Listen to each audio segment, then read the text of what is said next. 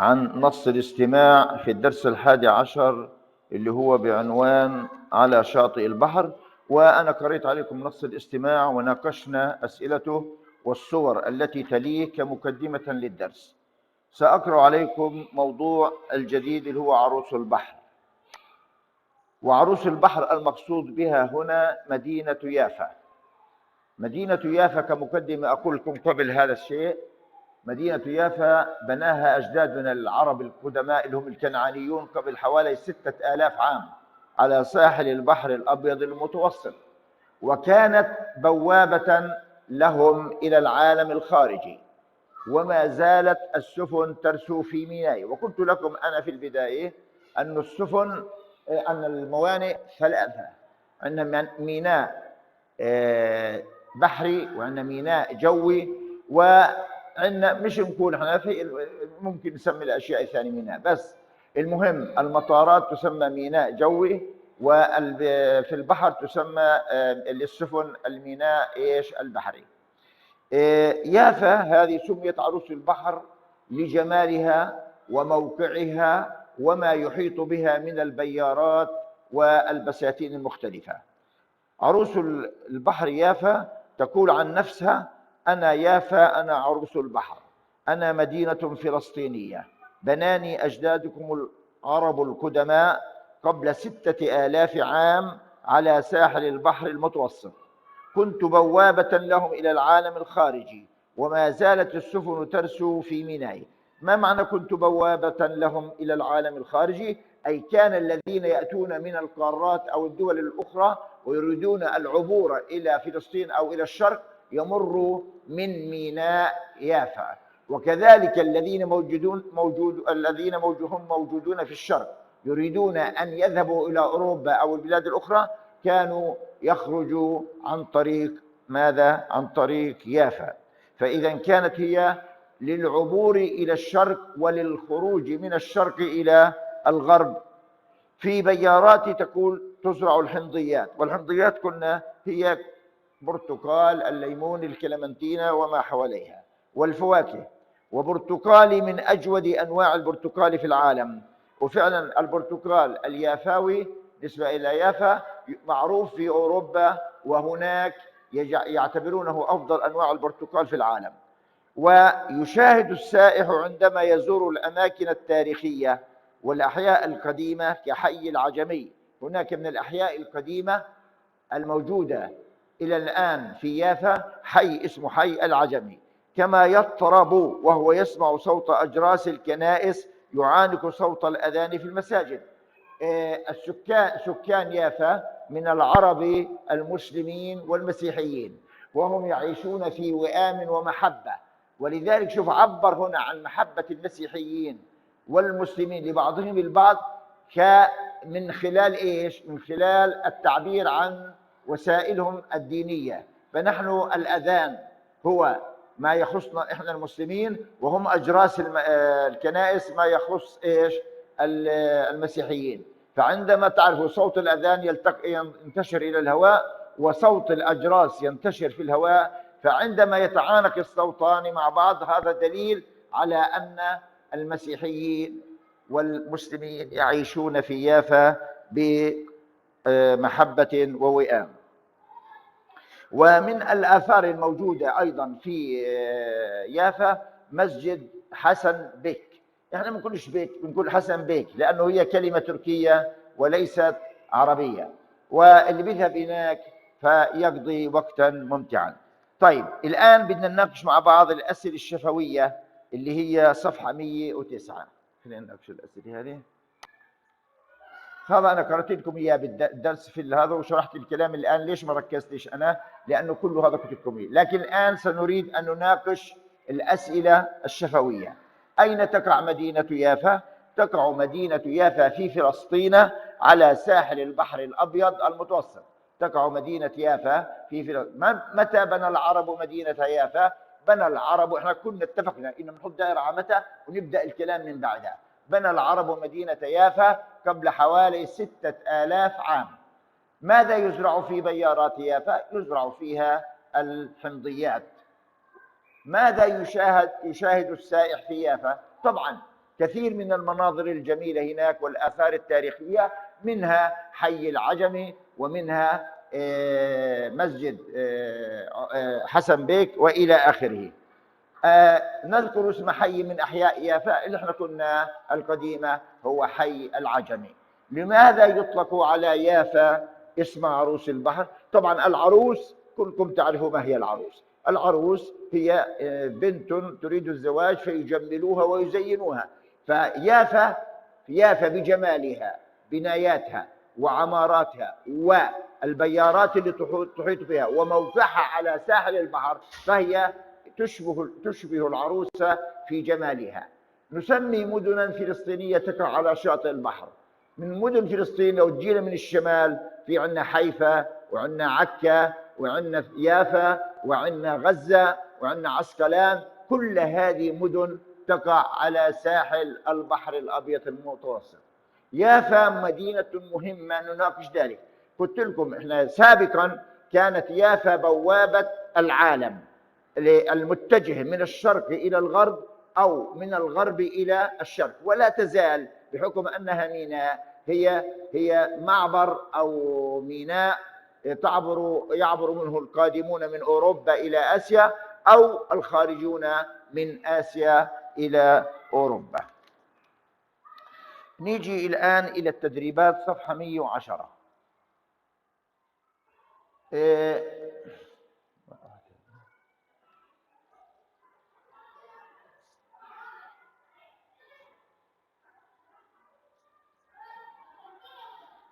انتظروني شوي بس تيجي الست عبير.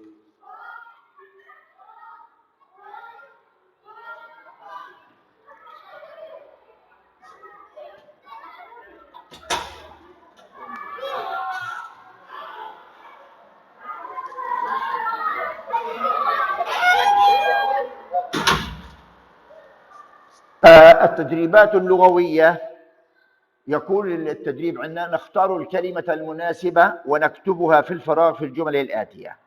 أول كلمة عندنا بياراتي، أجدادكم، الأماكن، بوابة، شاطئي، السائح.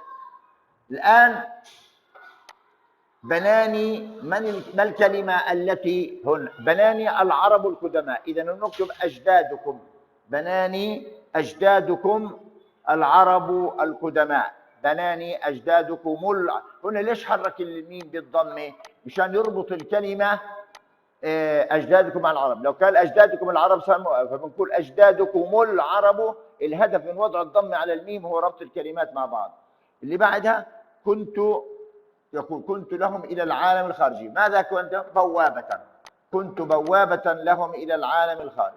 في يافا ولا هم في بياراتي؟ في بياراتي تزرع الحمضيات والفواكه. يشاهد السائح عندما يزورني كلمة هون الأماكن التاريخية. يشاهد هنا يمضي السائح وقتا ممتعا على شاطئ الجميل. نكمل ما يأتي. أنا عندما أعطيتكم ضمائر الغائب، برضو أنا عرجت على ضمائر إيش؟ المخاطب. فقلنا المخاطب هو من تتكلم معه مباشرة، وجها لوجه. فإذا كان أحد أمامك تقول له أنت، وإذا وحدي تقول له أنت. طيب هذا احنا المفرد أخذناه.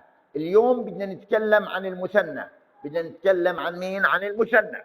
فإذا لاحظوا هنا يا شاطرين، بالنسبة لضمائر مثل الضمائر الغائب كنا نقول هما للمثنى المذكر وهما للمثنى المؤنث، وهون نفس الشيء. انتظروا شوفوا، أنتما وأنتما، تقولون أنتما نشيطان، أنتما نشيطتان. إذن أنتما ضمير مخاطب مشترك بين المثنى المذكر والمثنى المؤنث. طيب هنا أنتما عاملان مجدان. لاحظوا هنا عاملان مثنى مذكر. الآن العمود اللي على اليسار أو المجموعة اللي على اليسار كلها بالمؤنث. فإذا كنا أنتما عاملان مجدان، طيب افرض عنا عاملة واحدة، الآن بدنا مثناهم، فماذا نقول؟ نقول أنتما عاملتان مجدتان، مش هيك؟ هنا أنتما عاملان مجدان، هنا أنتما عاملتان. شو كنا نحن بنعمل بالتاء المربوطة يا شاطرين؟ نفتحها ونزيد عليها إيش؟ ألف ونون. أنتما متابعان للبرامج الثقافية. طب هنا يخاطب اثنين مذكر، إذا كن ثنتين شو بكلهن؟ أنتما متابعتان للبرامج الثقافية. اللي بعدها أنتما مواطنان صالحان. طب مواطنان مذكر، مثنى مذكر، إذا كان مثنى مؤنث ماذا نقول؟ نقول أنتما مواطنتان صالحتان. اللي بعدها أنتما شاعران مبدعان. طب شاعران مثنى مذكر، إذا بدنا نحكي عن مثنى مؤنث ماذا نقول؟ نقول شاعرتان. إذا أنتما شاعرتان مبدعتان. أخيرا أنتما سعيدان بنجاحكما، فماذا نقول للمثنى المؤنث؟ أنتما سعيدتان بنجاحكما. هذا بالنسبة له. طيب الآن في التدريب اللي بعده نختار الكلمة المناسبة ونكتبها في الفراغ. طلعوا علي، لاحظ أنت الضمير هون، الضمير أنتما أنتما أنتما أنتما أنتما. إذا هنا سنختار من بين الكلمات اللي على اليسار، هل نختار الكلمة المفردة ولا المثنى ولا الجمع؟ طبعا المثنى، لأنه أنتما خطاب لمثنى. طيب نقول أنتما بارعات أو بارعون أو بارعتان، ما هو كلام مثنى أنتما، إذا نختار كلمة إيش؟ بارعتان. إذا نضع هون بارعتان. طيب أنتما رائعون للجمع، رائعان للمثنى المذكر، رائعات لجمع المؤنث. طيب هنا أنتما مثنى، أي الكلمة التي تدل على مثنى هون؟ رائعون أو رائعات أو رائعان؟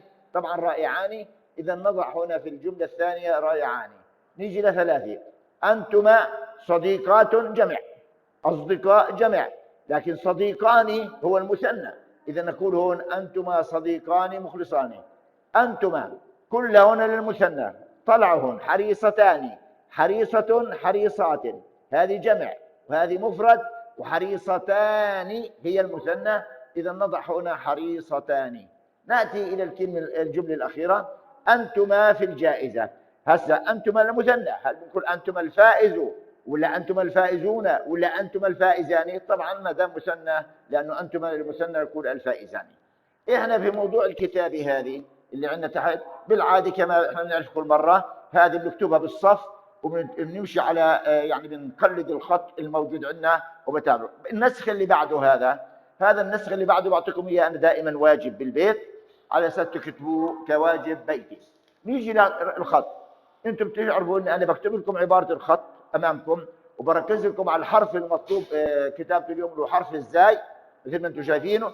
وقلت لكم أنا دائما نحاول تكون لما أكتبها تكون العبارة بنفس المسافة، يعني ما فيش داعي أصغر خطي أقل من هيك ولا أكبر خطي، أحاول إني أنا أعمل خط هون وخط هون وأتقيد فيها. الآن هذا الدرس كله لمعرفة كيفية نرسم حرف الزاي على السطر، نصه فوق ونصه تحت بالطريقة هذه.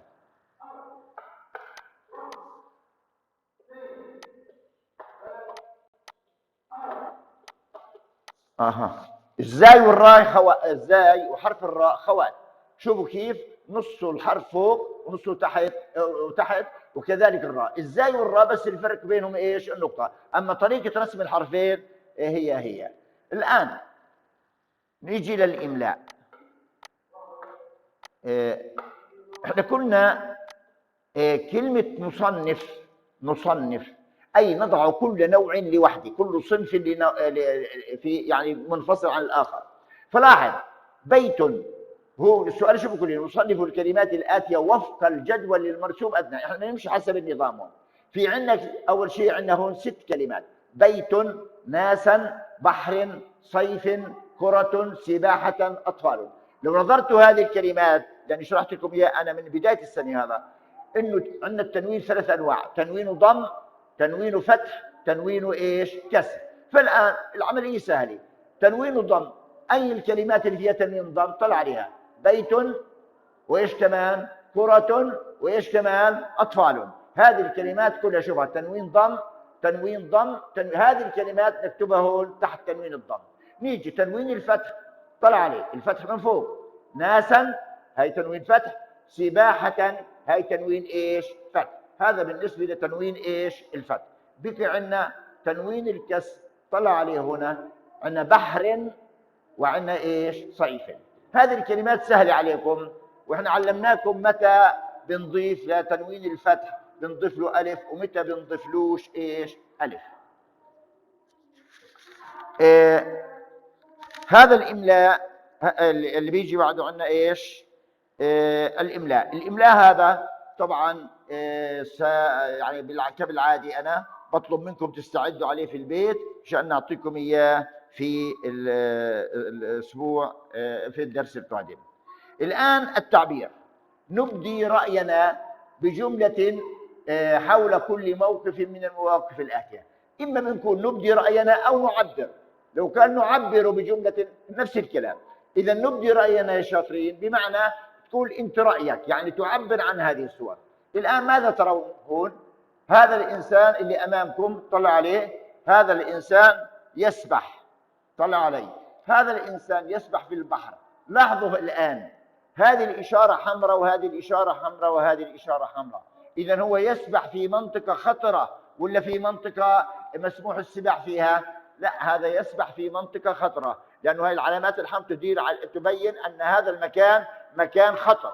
فإذا هذا الذي يسبح عرض نفسه لإيش؟ للخطر. فإذا إحنا قبل ما نروح على البحر، ممكن أنت ولد صغير تعرف السباحة أكثر مني، أنا الرجل الكبير، ولكن مش أنت لا تختار بنفسك. يجب انك تتبع القوانين او الانظمه او الارشادات او الاشياء الموجوده، لان هناك في مرشدين في لوحات مبين عليها ممنوع السباحه او منطقه خطره، وهناك مسموح السباحه. فاذا كان الشيء ممنوع السباحه لا تختار بنفسك. اذا انت كنت شاطر في السباحه لا لا لا، انت يجب ان تتقيد بهذه التعليمات. الان لاحظوا، نيجي للي بعده. هذا الانسان شوفوا ما شاء الله الولد طلع، ما راح رمى العلبه اللي معاه او شيء بالشارع او باي مكان ثاني لوث الارض ولوث الجو. شوفوا الان ماسكها بايده واجى على سله النفايات ووضع هذه يعني النفايات وضعها في سله النفايات. وهذا تصرف صح.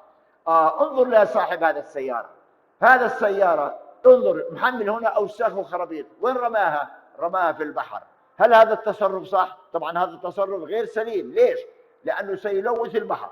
ثانيا يعني شوف انت ما بتعرفش تسبح فيه. ثانيا جميع الاسماك والحيوانات اللي عايشه فيه راح تتضرر من هذا السموم، لانها مواد سامه كلها، علب او حاجات ثانيه كلها مليانات مواد كيماويه. لما تنزل بتاثر على السمك وبتاثر انت عليك عندما تنزل للسباحه في هذا الماء. اذا هذا العمل هنا تصرف خاطئ. نيجي ليافا.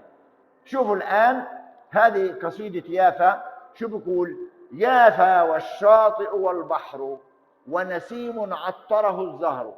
شوف هذه الأشياء كلها جمعها مع بعض، يافا والشاطئ تبعها والبحر ونسيم عطره الزهر. يعني شو ما أجمع المنظر. يافا عروس على الشاطئ على البحر، نسيمها معطر بالزهر. والبيارات حواليها جيران ما دام الدهر.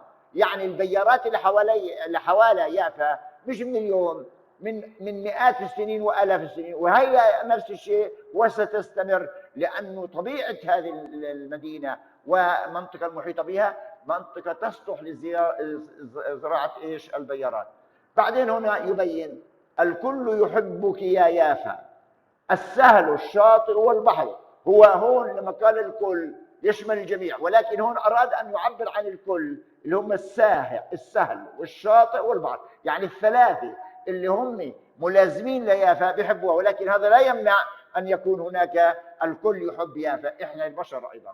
يافا قلبي. شوف أنت قلبك إذا الآن توقف قلب الإنسان مات، مظبوط؟ إذا قلبك هو أساس حياتك.